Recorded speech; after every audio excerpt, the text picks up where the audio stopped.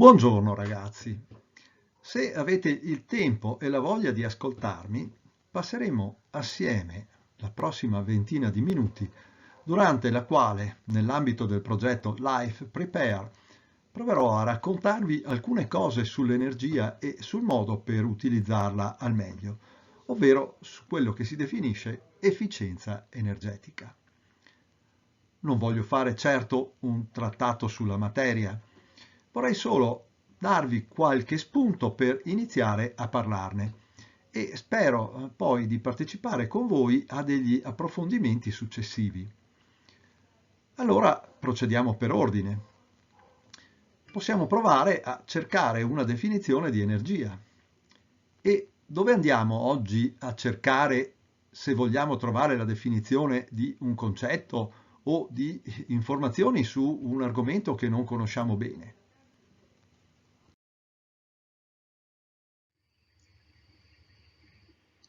Wikipedia è probabilmente il primo riferimento che viene in mente a ciascuno di noi, ci piaccia o no.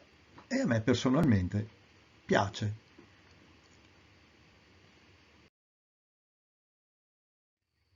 Che cosa dice dunque Wikipedia? Leggiamolo assieme. L'energia è la grandezza fisica che misura la capacità di un corpo o di un sistema fisico di compiere lavoro, a prescindere dal fatto che tale lavoro sia o possa essere effettivamente svolto. Poi Wikipedia ci fornisce una serie di considerazioni sull'origine del termine energia, considerazioni che in questa sede non ci interessano in modo particolare. Ma se torniamo alla definizione, ci accorgiamo che probabilmente non ci può aiutare molto. Rimanda infatti alla conoscenza di altri concetti fisici, come quelli di grandezza fisica, di corpo, di sistema fisico e soprattutto di lavoro, non nel senso di attività svolta da una persona, ma nel senso, ancora una volta, di grandezza fisica. E già qui non è facile districarsi. La definizione si riferisce poi alla capacità di compiere lavoro, ovvero non a qualcosa di immediatamente percepibile e tangibile, ma a qualcosa di ipotetico o possibile. Ci sembra quindi di capire che l'energia potrebbe essere un'entità un po' strana. E così è, infatti, anche se è qualcosa che in realtà percepiamo nella vita di tutti i giorni. Che l'energia fosse un'entità un po' strana e certamente indefinibile lo confermava anche Richard Feynman, uno dei più eminenti fisici del XX secolo, il quale sosteneva che nella fisica odierna non abbiamo alcuna conoscenza di cosa sia l'energia. L'idea di Feynman è ritenuta ancora oggi sostanzialmente valida e ci converrà quindi, almeno per il momento, lasciare il mondo accademico delle definizioni e pensare all'energia come ad un concetto più intuitivo.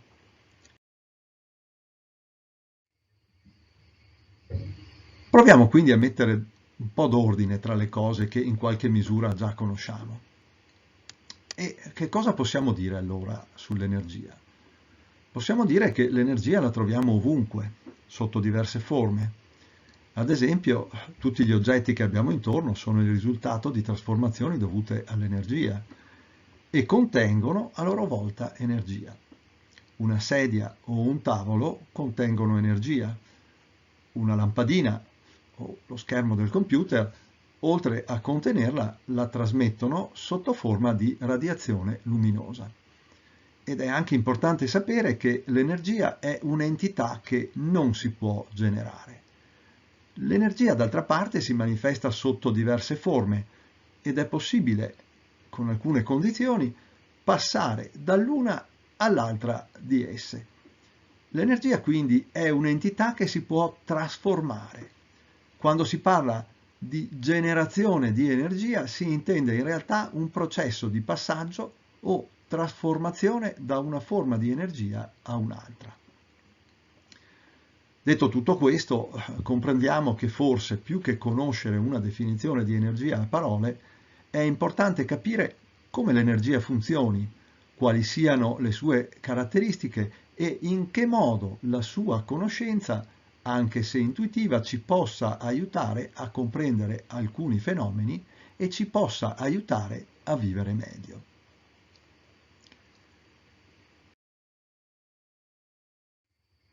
Abbiamo detto quindi che dell'energia ci interessano soprattutto gli aspetti pratici. Quali sono allora le forme sotto le quali esiste l'energia? Elenchiamo qui le principali. L'energia meccanica è quella che imprimiamo alla sfera del bowling per far cadere i birilli, ma è anche quella che si manifesta nel movimento della bicicletta, dell'automobile o del treno, o quella che possiede un oggetto che ci sfugge dalla mano e cade sul pavimento. L'energia chimica è l'energia contenuta nel carburante con il quale riforniamo il serbatoio dell'automobile, ma è anche l'energia contenuta nel cibo con il quale ci alimentiamo e che ci permette non solo di muoverci, ma anche di respirare, parlare, vedere, in sostanza ci permette di vivere. Una forma particolare di energia è poi l'energia nucleare, ovvero l'energia contenuta nel nucleo degli atomi, costituito da particelle, i protoni e i neutroni. Ottenerla non è semplice. Attualmente lo si fa con una reazione chiamata fissione, ovvero scindendo il nucleo di un atomo molto pesante, generalmente di uranio, bombardandolo con neutroni. È una tecnologia che attualmente non viene più utilizzata nel nostro paese a causa degli elevati rischi e dei problemi legati alla gestione dei rifiuti nucleari, dei cosiddetti residui della reazione. L'energia termica, assieme all'energia meccanica, è quella che forse è più facile percepire. Basti pensare al calore che d'inverno gli impianti di riscaldamento portano nelle nostre case, ma anche al piacevole fresco dell'aria condizionata d'estate. L'energia elettrica è un'altra forma, molto importante e molto comune. Essa consiste in un flusso di cariche elettriche, in particolare di elettroni degli atomi, all'interno di materiali con le caratteristiche di conduttori. E tra le altre cose è una forma di energia che si presta molto bene ad essere trasportata da un luogo all'altro. Per contro, non è facile da immagazzinare e conservare. L'energia radiante, infine, è quella contenuta nelle radiazioni. L'esempio più comune è quello dell'energia del Sole, che illumina e riscalda i corpi sui quali incide e viene così trasformata in energia termica. Quando incide su particolari materiali, ad esempio il silicio con il quale vengono realizzati i pannelli fotovoltaici, può anche dar luogo a una corrente elettrica.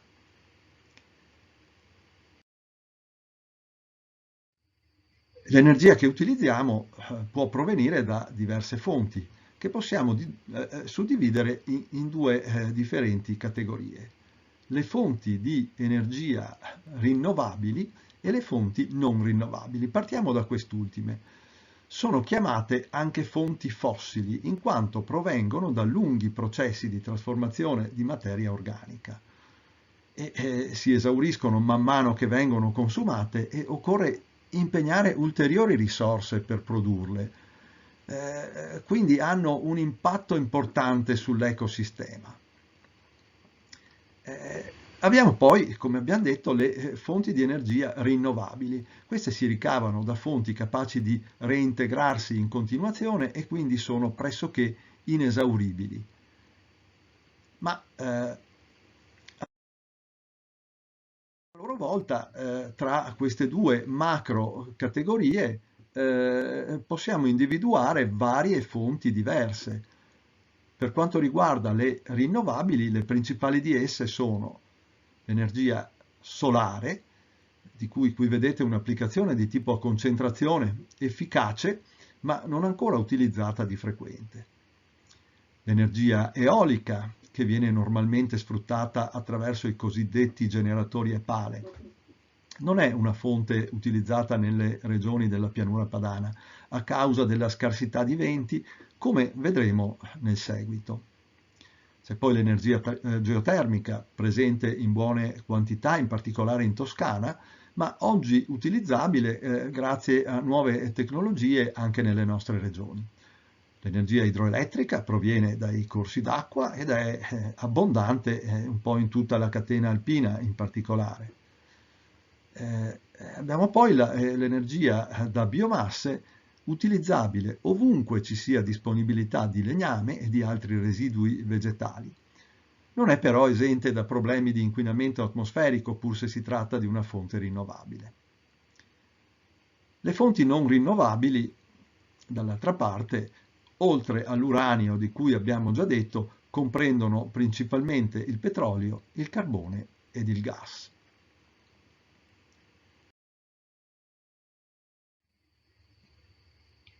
L'uso delle fonti non rinnovabili, dette anche fossili, in quanto provenienti in gran parte da processi di trasformazione di organismi viventi, come abbiamo già detto, comporta impatti non trascurabili sull'ambiente e la loro disponibilità è destinata ad esaurirsi. Il fatto che le fonti non rinnovabili provengano da risorse presenti nel nostro pianeta in quantità limitate, seppur molto rilevanti, è ben espresso dalla cosiddetta curva di Hubbert, dal nome del geologo americano Marion King Hubbert, che per primo ideò questa rappresentazione. Esaminando la curva, vediamo che l'utilizzo delle fonti fossili all'inizio del XX secolo era molto basso se paragonato a quello di oggi, e la sensazione che si aveva allora era che la loro quantità fosse praticamente inesauribile. Oggi abbiamo ormai raggiunto l'apice della curva e nei prossimi decenni la disponibilità di tali fonti sarà sempre più scarsa e i relativi costi di produzione saranno sempre più elevati. E questa è un'ottima ragione per abbandonare l'uso delle fonti non rinnovabili. Ma oltre al problema della scarsità, l'uso delle fonti fossili presenta il problema di produrre residui che costituiscono fonte di inquinamento per l'ambiente ed in particolare per l'atmosfera.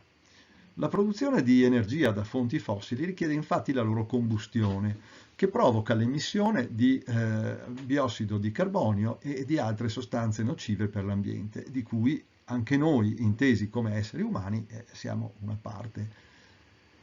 La mappa della Terra, che qui vedete ricavata dal satellite Envisat dell'ESA, l'Agenzia Spaziale Europea, grazie ad un particolare sensore chiamato SIEMACI, Scanning Imaging Absorption Spectrometer for Atmospheric Cartography, spettrometro ad assorbimento per scansione di immagini destinato alla cartografia atmosferica, ci fornisce una efficace rappresentazione di questo fenomeno. Ma se poi facciamo uno zoom sull'Europa, ci rendiamo conto che l'area della pianura padano-veneta ha la poco piacevole caratteristica di essere una delle più inquinate della Terra. Ciò è dovuto ad una sfavorevole combinazione di fattori. Si tratta infatti di un'area fortemente abitata, nella quale è localizzato un grande numero di attività industriali che richiedono grandi quantità di energia.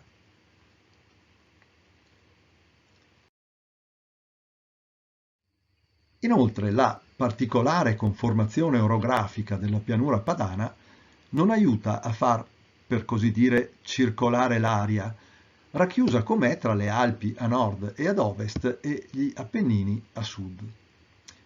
Se per gioco proviamo a capovolgere lo stivale, ci accorgiamo che i limiti orografici formano una sorta di secondo stivale, nel quale il piede, rappresentato dalla pianura padana, sta piuttosto stretto e se non circola aria, dopo qualche giorno il cattivo odore si fa sentire.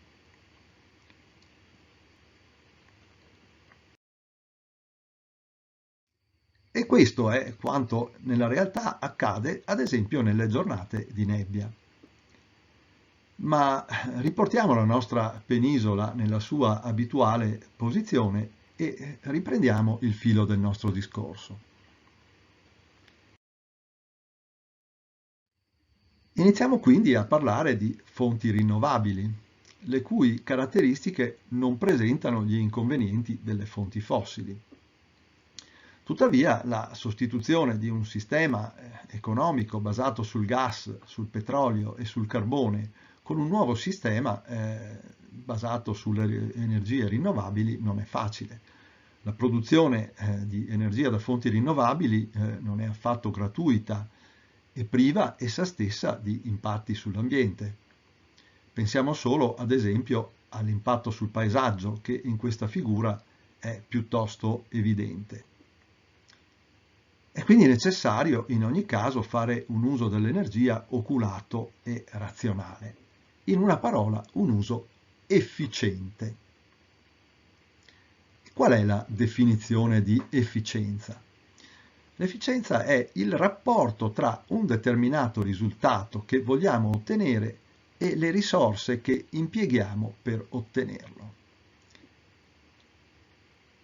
L'efficienza si esprime quindi attraverso una frazione composta da un numeratore e un denominatore.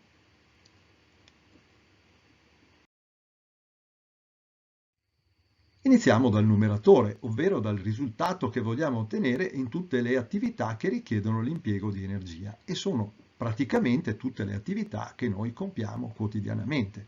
Il nostro obiettivo è quello di ottenere il massimo risparmio possibile nell'energia che consumiamo.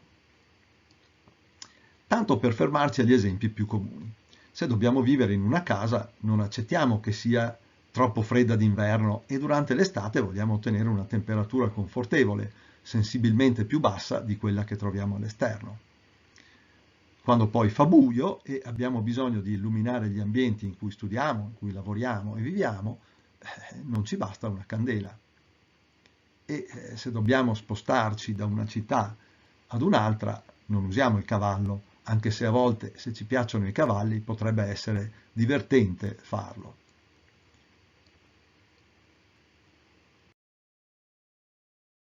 Per aumentare l'efficienza, visto che non siamo molto disponibili a aumentare il valore del numeratore della frazione che la rappresenta, non ci resta che darci da fare per diminuire il denominatore.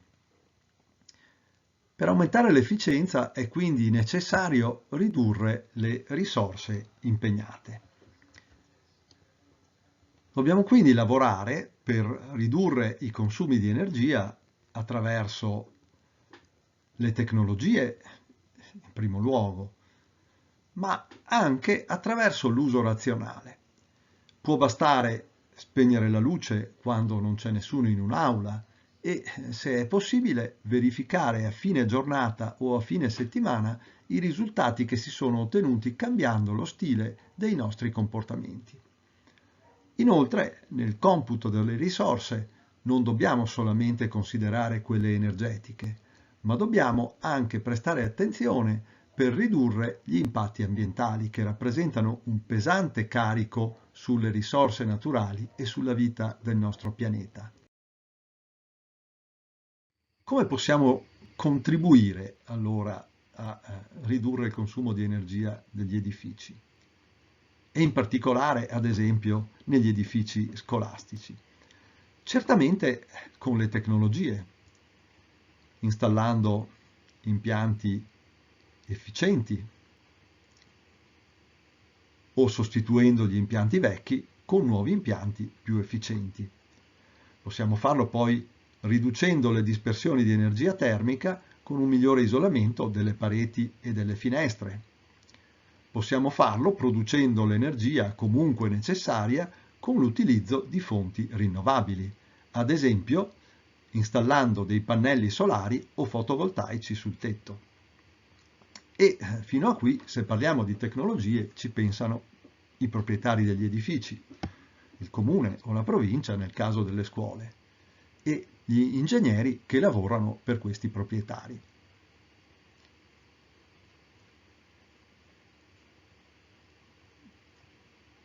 Ma un edificio non è fatto solo di tecnologie.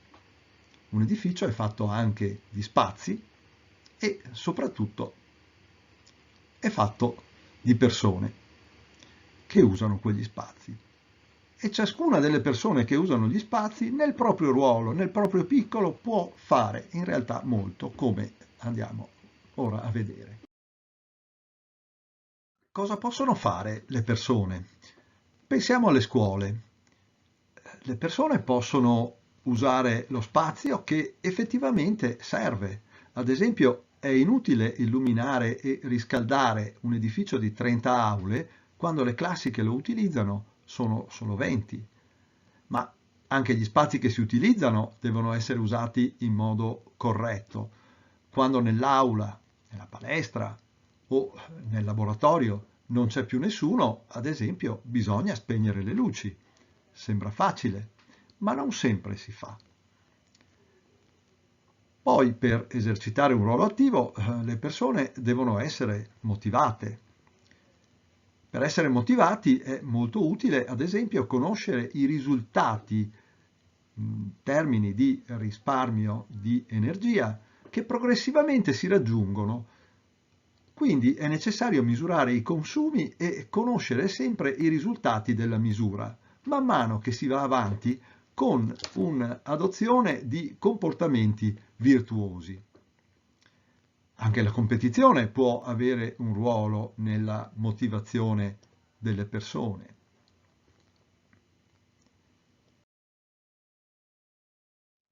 Questi, ad esempio, sono cattivi esempi di uso dello spazio e degli impianti di una scuola.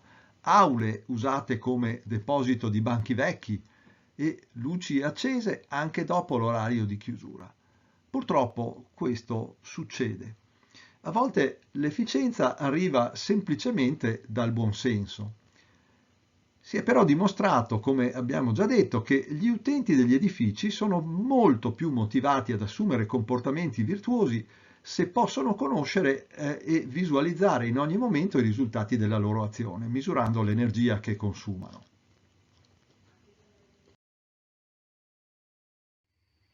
Le bollette non sono sufficienti a questo scopo, perché forniscono informazioni con una frequenza al massimo mensile e spesso si tratta anche di informazioni non del tutto corrette.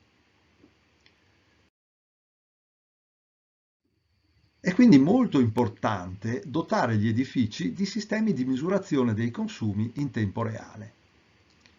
Sono dispositivi di cui l'installazione non è sempre semplicissima, a volte presenta qualche complessità tecnologica, ma che al giorno d'oggi sono alla portata di quasi tutti gli edifici pubblici, anche perché il costo di questi dispositivi viene generalmente recuperato grazie ai risparmi che si possono ottenere con la loro installazione e il loro corretto utilizzo. Si tratta solo di volerlo fare.